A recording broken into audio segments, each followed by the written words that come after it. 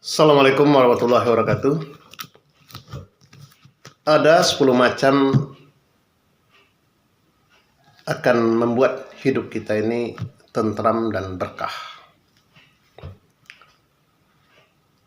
Yang pertama sekali, jagalah sholat. Sholat jangan sampai ditinggalkan.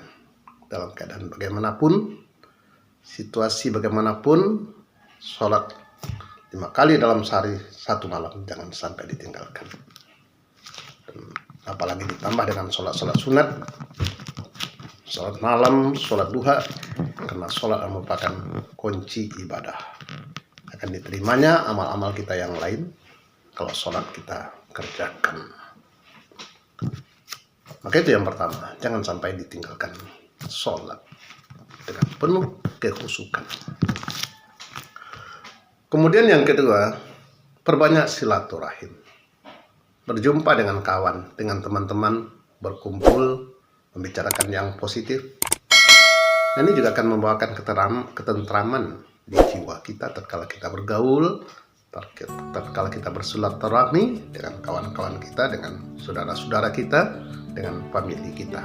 Itu juga akan membawakan ketenangan dalam hidup ini. Dan yang ketiga, selalulah membaca Al-Quran. Mungkin habis subuh, habis maghrib, luangkan waktu untuk membaca Al-Quran. Karena membaca Al-Quran merupakan obat hati. Asy-syifa'u lima fis syudur, obat hati. Penenang jiwa, mengusir setan, dan akan menuai pahala yang berlimpah ruah. 1 huruf kita membaca Al-Quran, 10 kebaikan yang kita dapat. Kemudian saudara-saudaraku, yang keempat, untuk membuat hati kita ini juga tenang, berkah, dan juga berkah terhadap rezeki kita, selalulah bersedekah. Usahakan setiap hari kita bersedekah, berapapun, dengan keikhlasan kita sedekah.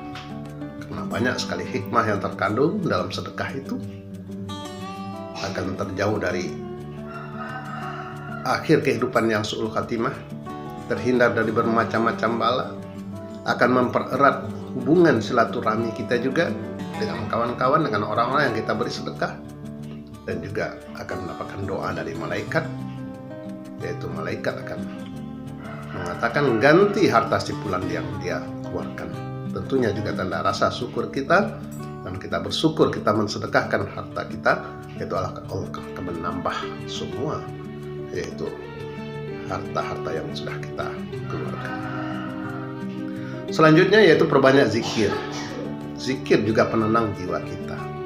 Ucapkan kalimat-kalimat thayyibah, kalimat-kalimat Allah, yaitu ucapan istighfar, subhanallah, walhamdulillah, wala ilaha illallah, wallahu akbar.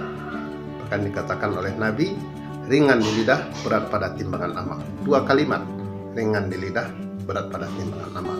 Subhanallah wa bihamdihi, subhanallahil azim. Subhanallah wa bihamdihi, subhanallahil azim. Kapan saja bisa kita berzikir itu, sambil berjalan, sambil berdiri, sambil duduk, sambil berbaring.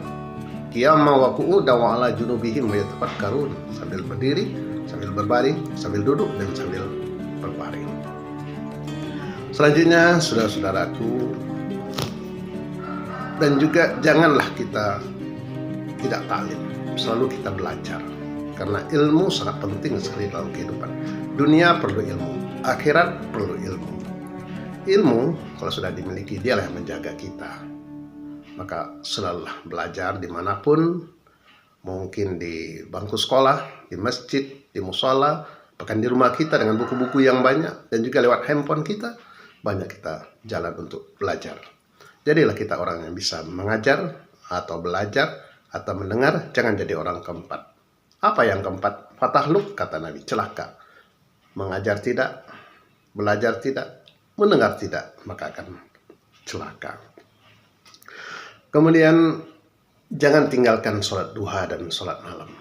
Nah, selalulah kerjakan sholat duha, sholat malam, karena disitulah kita bermunajat kepada Allah. Orang pada tidur, kita sampaikan semua keluh kesah kita, segala hal-hal yang ada pada diri kita bermunajat, kita mohonkan ampun kepada Allah Subhanahu wa Ta'ala.